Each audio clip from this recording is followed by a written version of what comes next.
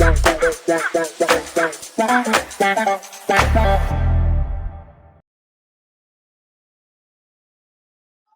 right, welcome back to Comic Book Collection Updates. I'm AG. We got another set of five. Let me see. I think for sure two ended, and I think we're on the second to last for two other ones. And with that being said, probably when we don't have five to get, I will be grabbing a number one from whatever I'm probably releasing that week or whatever I can find. But besides that, let's get into it. Sisterhood, um, issue four.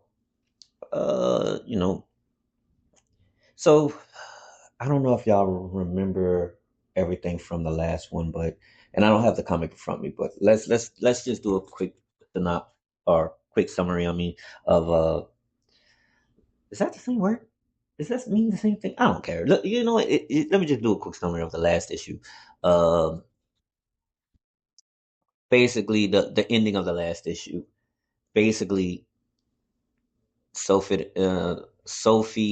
still going through with the hazing and stuff for the sorority, and then boom, once they finish it, they go in the car, but Violet takes over and just kills everybody in the car, and then the cops surround them and bring and she ends up Sophie ends up going to jail because of Violet killing everything. They just put two to two together because of all what happened. So the next thing is, so in this issue, Sophie's in jail, telling Violet, you ain't right, you know, murder, just complaining about the murders and stuff like that. And Sophie's like telling the cops she ain't do it, but like they said, they put two to two together. They know it's you. You know what I'm saying? So they was like, don't worry about it. You know how it's like. Look, work with us. Don't work against us. We can see something happening that it could be easy on you, but if you keep going like this, like we're just gonna go for full attempt. And basically, Violet was like, look, let me take over and I'll get us out this. Man, Sophie did not want Violet to take over, but she did. And Violet just made it worse. Now she's wanted by the cops. Sophie's wanted by the cops because of Violet. They escaped. How, you don't know, because when Violet take over, it's like glimpses of what's going on. They don't show you everything. And I think that was a good choice, because I was like sitting there thinking like, man, they should have really showed what happened. But then I thought about it, I was like, no, this is good, because it puts you in Sophie's position of not knowing everything that goes on, because you only see glimpses of her walking into Sophie walking into an interrogation room, and Violet said, "Don't say I didn't try." And boom, you see a glimpse of cop saying freeze. One officer tried to jump off the detective that was walking into the interrogation room, tried to jump on her. Sophie's hands bleeding, and then all of a sudden you see her jumping into a dumpster or something like that. So, and Sophie wakes up and a rat's on her, and she starts about to scream. And Violet like, "Hey, calm down! You about to get us caught."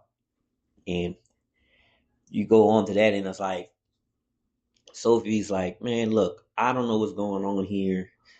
Uh, I don't know how you able to take over. I'm tired of this, but I'm gonna get this right." So she went back to the Sisterhood shop and tried to get it fixed.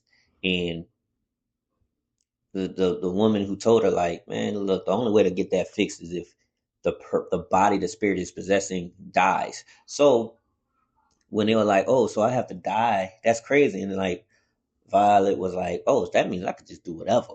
Then she just takes over the body and just takes over all herself. So now Sophie's in the back.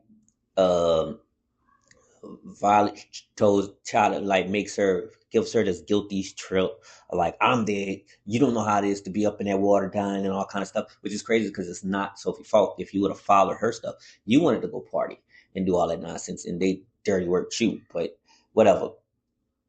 And So Violet takes over the body and goes to the sorority and attacks one girl. Well, spray lighter gasoline around in the little mirror whatever little place that Violet was before she took over the body. Sophie's in that spot, and like she showed Violet, and she was like, "Hey, Violet." Violet was trying to take back over the body, and no, Sophie was trying to take back over the body. So Violet sick the souls of the ones she's already killed. They're angry and they're trying to. They was like, she got them to attack, Sophie in that little place. But it somewhat didn't. It really didn't work. They didn't really show that much of it.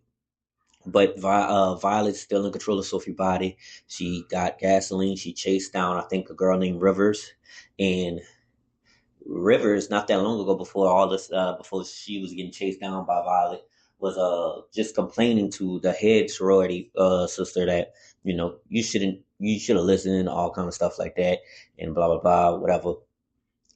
And but after that, she got chased by Violet and Sophie's body, and passed out. And Violet put gasoline on Rivers, and like she was about to light up the whole place, and then all of a sudden, right there at the end of the issue, she gets Violet gets stabbed, and like it's the head sorority girl talking about you burn in hell, bitch, and whatever like that, and basically ends right there. So we're gonna find out what happens in the last issue, uh, when it comes out. But that's really for Sisterhood. Um, Really, you could tell it was just trying to rush towards the end to make the like it was rushing towards the end. So this is about a 6 or 7 to me. To be real with you, but hey, you know, I'm not gonna say it's bad. It just wasn't so much exciting as it is. It just was rushing towards the end. But if I would have to say, if this was all read together, and I have to and didn't have to wake every month, it would have flowed well. It would have flowed well, though. I'll say that. So that being said, let's move on to the next thing. News from the Fallout Image Comic issue 5. let's just let's begin with where it begins. So we learns about the history of what's going on. Something in space lands on Earth, infect the dinosaurs. The dinosaurs spread. Affect one dinosaur, it spreads to another dinosaur, it spreads to another dinosaur, and then boom, it just wipes out dinosaurs. So there's a little thing in the back of every issue that makes you that you can read, and it says it acts like what killed the dinosaurs. It had like all kind of different things that talked about the ice age and stuff. So I'm not gonna read that. It just says like it might have something like basically in this world they know something else besides an asteroid destroying the Earth actually killed the dinosaurs. So, but anyway, so basically, this is a space rock. It makes spores and it spreads through other things and stuff like that. So now we know that. Let's go to the thing. So the three survivors, Nancy, Joe, and finally, I remember now they said the main character's name, Otis. They are actually they're in whatever little town, Deadwater, or whatever like that, or still whatever. But they're held up at gunpoint by Gage. Gage is a lone survivor of the town. And when Otis basically explained everything that happened at the army base, Gage was like, shit, again. And it's like, wait, what you mean again? And he explained, it happened to the town. They were mining, they didn't know what they found. They thought it was coal. They thought it was they were guessing what it was. They thought it was coal. The person who handled it, he got infected. It spread to another guy. Some people just died. Others just, yeah, bless me. Others just sat up there and, you know, others started acting crazy. And one guy went to a saloon, exploded, and it spread to everybody in the saloon, and they just started attacking each other. Basically, they headed out to the mines. Some of the town folks headed out to the mines, started fighting, but since the stuff was airborne because of the explosion and everybody exploding and the blood spreading and everything like that, it became airborne. That Gage ended up having to blow the mines and trap everybody in there until they just died naturally. So now they're seeing that the Gage, Otis, Nancy, Joe all seeing that everybody's come like that the creatures are coming. They shoot out. They start shooting the uh Gage gave them weapons, and Gage got the Gatling gun, started shooting. He shot two, took them down, and it's like, hey, bro, they got a whole army. This thing might be enough. Then they seen the Ravens come through. The Ravens started sprinkling like some spores down, and it's like, oh no, we ain't gonna survive this. Y'all ain't gonna survive this. So this is what you do: go through the tunnel, head right. Yeah, they asked like, we thought you destroyed the tunnels, and it was like, nah, that's more than just one. So head right and keep going. You're gonna see some lights, and you gonna get out. Um, Engage and like, man, look, just go do that. I'll handle them off. I'm not leaving my town. I'm gonna handle these guys until they all perish, and until I hold them off until well, to get y'all enough space to go. So Gage have a dog that ran off and went ahead and went going to attack the creatures. And when everybody left except Gage. Gage was like, "Come on, the dog's named Spirit. Come on, Spirit, I need you."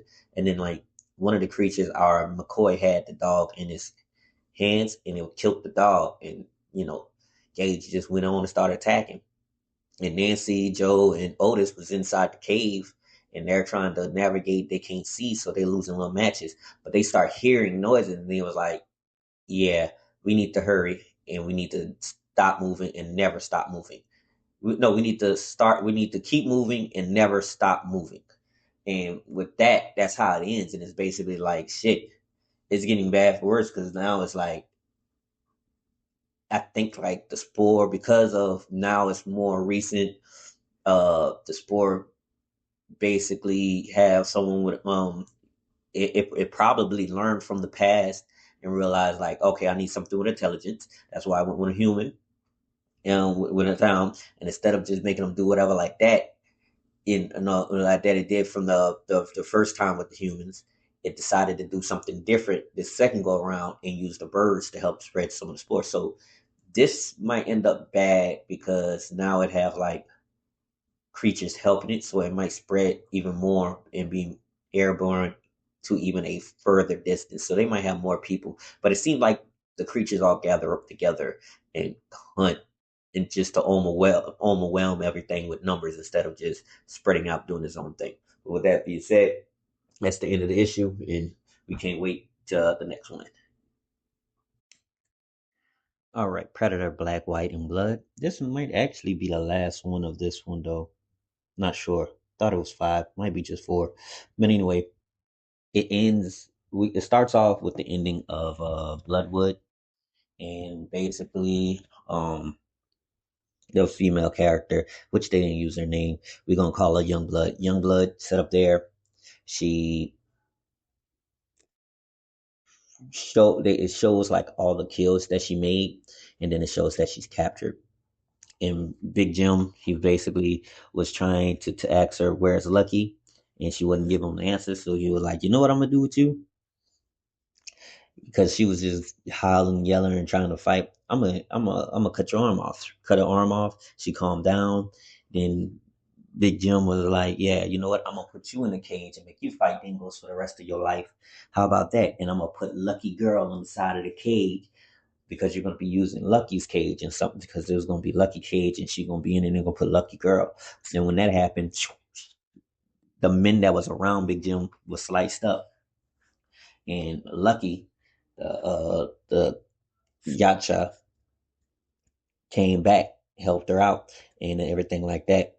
And he came. She was like, "But I thought you was gonna leave with your people." Because she was upset about, and she was upset. It broke her that he was about to leave with the people. Like he sacrificed his vengeance, for a ride back home, and she didn't like that, and it broke her. But he came back and helped her out, and basically told her, "Look, don't worry about that fight." Basically, and they fought and they killed everybody. Big Jim, got a severe wound on him, and he was like, "Yeah, you should have took me out." Big Jim was like, "You should have took me out when you had a chance," and he was like, "Not my kill." And then Young Blood came through and put a little weapon in Big Jim's head, and she comes up saying, "Man, you had a chance to go home. You should have left," and stuff, blah blah. And he was like, "Nah, there's no honor in that, blah blah blah." And the Yachas like that came to send bring him home came up behind her and was like, and he said, "You good hunter," and they went take her with them. Why?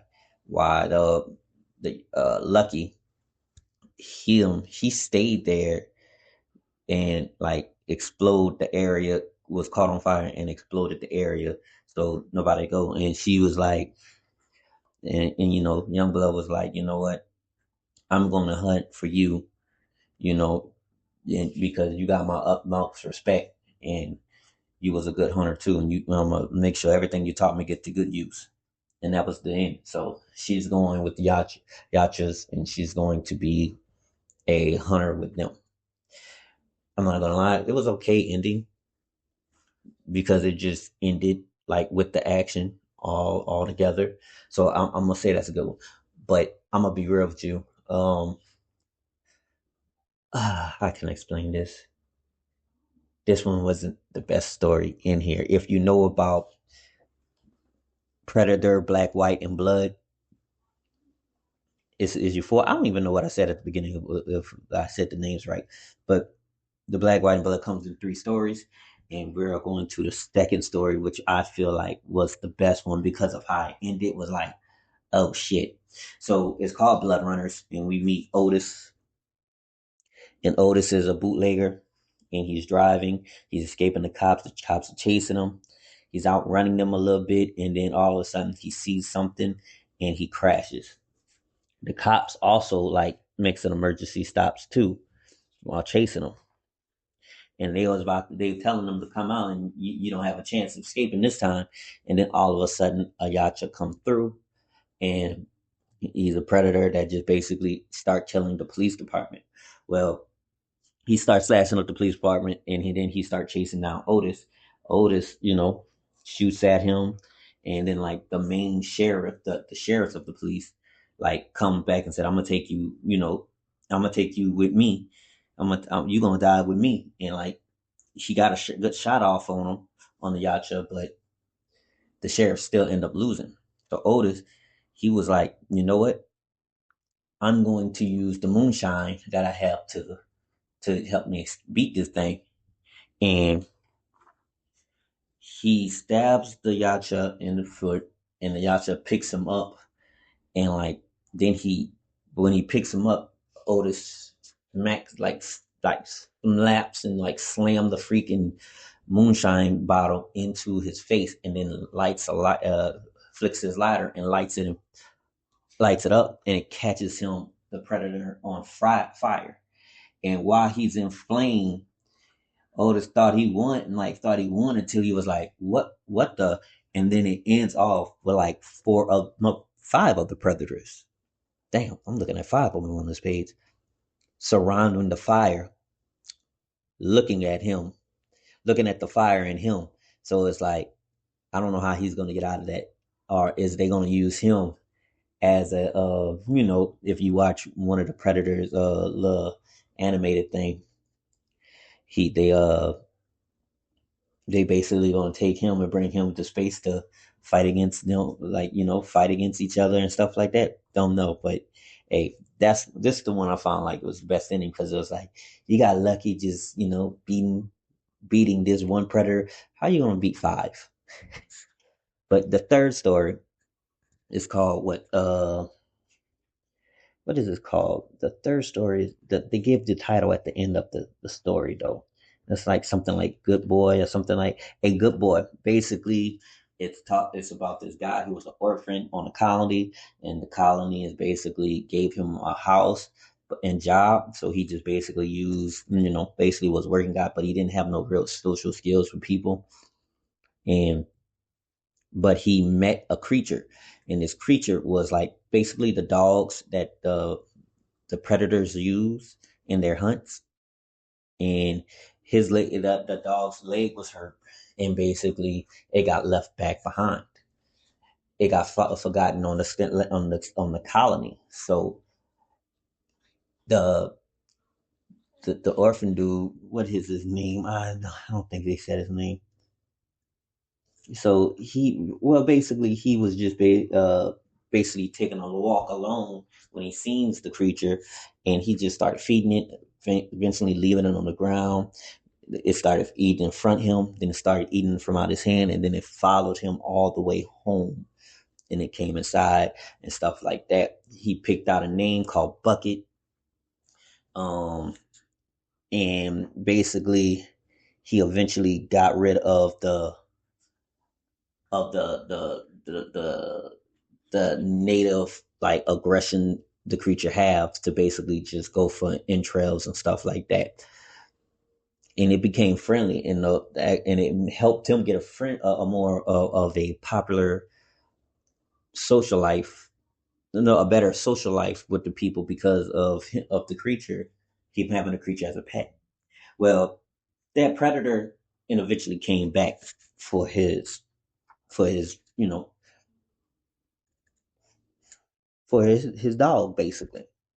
And he came and attacked the colony. The colony had a small security force. The predator was basically whooping it. He didn't even use the camel. He was basically whooping it, but he had like little ones because they did have enough technology to pack a punch. But the orphan dude, he's grown though now. That he been grown the whole time. It's just I call him orphan because that's one of his main things. He was an orphan when he came to the colony.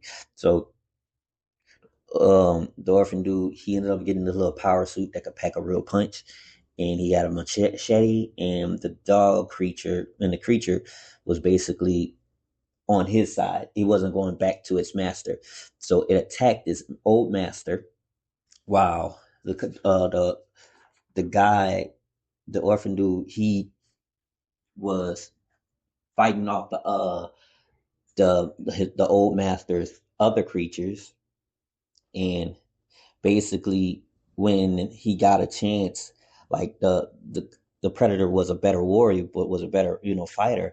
But once the orphan dune seen he had an opening after the old master, like the predator kicked you know the dog creature away from him, he sit up there and went go kick the predator into like a machine and made it crush him and spread his guts, spread his pieces of him all out, and that's how they beat the predator. And eventually, the colonist doctors basically healed up the creature, and then eventually with the money the orphan dude had, he bought him a secondhand spaceship, and he went go searching out of space, and he went go fight predators on other colonies and stuff like that. And you're probably wondering, hold on, before we go, yeah, you're probably wondering like why was that dog on the creature on that planet and the humans and the predator never went, because the predator was not actually after the human colonists. He didn't see no real hunt in them. He went after the big, huge creatures on that planet because there was other things on that planet that was actually, you know, worth hunting. So he went after them. But when he came back for his basically his dog, that's when all the incidents happened. So that's the main thing on why they never really face to face, because in other colonies they realized that they had predators on their stuff. So basically, he charged to go kill predators because the dog creature was actually skilled enough to help take them out. So that's what they do. They come around and kill predators and make some money from doing it. That's basically the end of Black, White, and Blood. Predator, Black, White, and Blood. So I don't know if they got fifth issue. If they do, I'm gonna pick it up. But if not, that's really the end of the Predator, Black, White, and Blood. Predator cures the Marvel Universe. All right, this is issue 3, and on the last issue, Craven pulls up on the Hulk, and in this issue, he have the Hulk chases him outside, and the Predators ends up, you know, jumping him, but the Hulk ends up, ripping them, knocking them over, and stuff like that. But the Predators made a weapon to get rid of the gamma radiation from out of the Hulk, and then Craven comes and stabs him or cuts him with an axe that ends up, killing him for good. And with that being said, like Craven even says, like the one he worried about the most were you was the Hawk itself.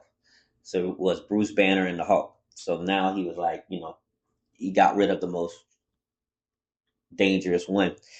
Um, this this issue after that is basically not much of anything special.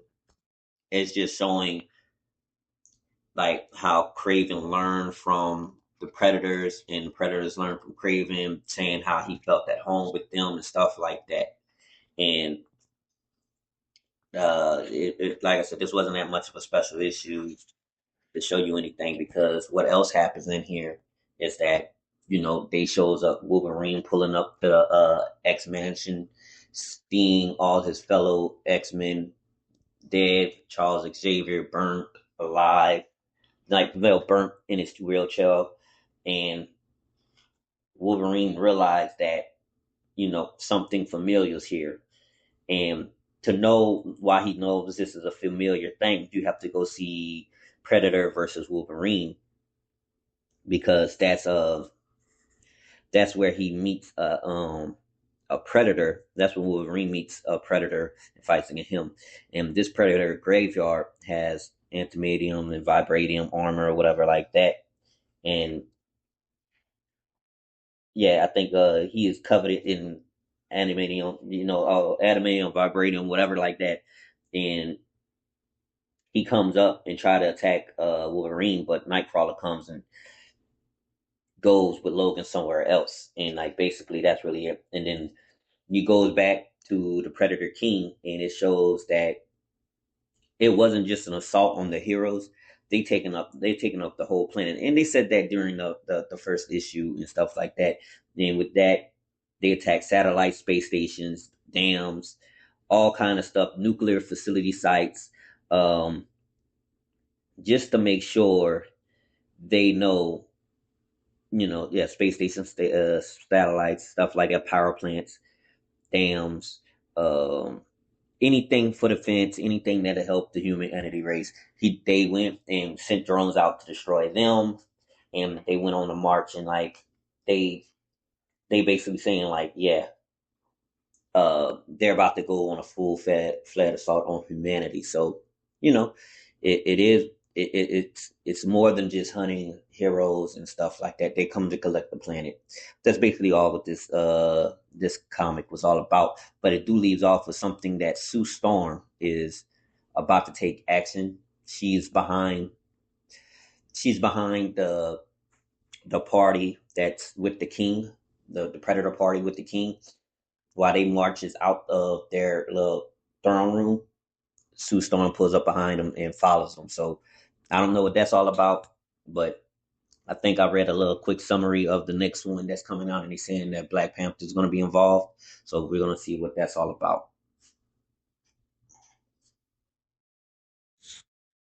All right. Ultimate Spider-Man Incursion, number 5. So we are talking with about Miles Morales Spider-Man. And man, I don't know if I don't know if anybody else reading any of the Ultimate series. I wasn't. So when I found out who the maker was, I was like, oh snap. But anyway, let's get to it. So man, this is crazy. So we left off on the last one where Emil Del Costo email basically got Billy, Miles' baby sister, and he jumps through. He went through a portal to try to escape, but Mystique and Miles jumped through the portal to go fight him, and they ended up fighting. You find out that the Maker had these hero catalysts for using these heroes' abilities to fight against, heroes, to have a hero revolutionary situation going on so he can fight against heroes. So Miles ends up touching like was fighting with was actually losing against Emmanuel, and when Emmanuel set up there and was trying to make uh Miles Fierce come to life, uh Billy started talking and it snapped him out of it and made Miles knock Emmanuel back. And Miles touched Billy, they started glowing, and Emmanuel was like, "Stop touching her before you drain all our energy." And then all of a sudden, you have the Ultimates showing up, and they came and helped fight against Emmanuel. He was stronger, and eventually, you know, Emmanuel was like, "I'll fight. I'll deal with y'all in just a second. Let me deal with this. Let me kill the spider first." And he knocks Miles back into this room where he see all the other catalysts, and he touched the spider and he gets his memory back from his original universe, and he remembers how the maker was. And but the problem is, it was not that. They was like, Iron Man and Captain America came in there and was thinking to themselves, what should they do with all these catalysts that's in this stuff, because this stuff can basically help destroy the world and all kind of stuff like that. And he was like, Spider-Man was like, hey, let me take it to my universe, because the Avengers, your are my ultimates. Yet of the Avengers in my universe, aka my ultimates, can handle this type of stuff all the time. And they was like, okay, so they go back and they see that Giant Man is holding down Emmanuel, and then Emmanuel ends up breaking free and escaping. And Mystique was like, I'm gonna kill Emmanuel one day, but y'all, I'm gonna torture y'all in limbo another day."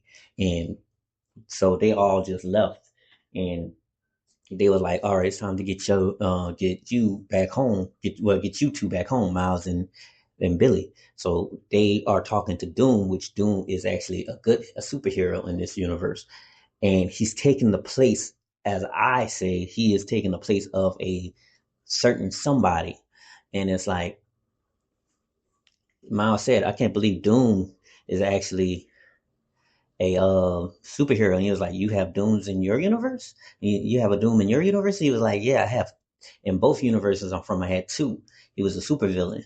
And he started talking, and Miles started talking about how the Maker was originally from his universe. And like Doom was like, wait, you know his origin? You know how he came to be? And it was like, yeah, he used to be a superhero, but he made a city and tried to perfect it, and he was about to take over the whole world and all kind of stuff like that. And he was, what he said, Miles was like, yeah, it's crazy how he actually started, because to be real with you, the Maker used to be part of the Fantastic Four and go by the name Reed Richard. And Doom eyes started opening up big because he realized the name and everything like that. And he's coming to a realization of who the Maker really is. But Miles was sent back home, and basically, uh, that's basically it. That's really it. It was the shocking to find out the Maker for me, because I'm not reading the Ultimates, everything in the Ultimate. Besides the Ultimate Spider-Man Incursion, I'm not reading nothing Ultimate. So seeing that is like Reed Richards is the Maker is like, dang. And then I'm reading, the new Avengers, and it's like, dang, man, Reed Richards in both in these two little situations are like, which in the new Avengers is Dr.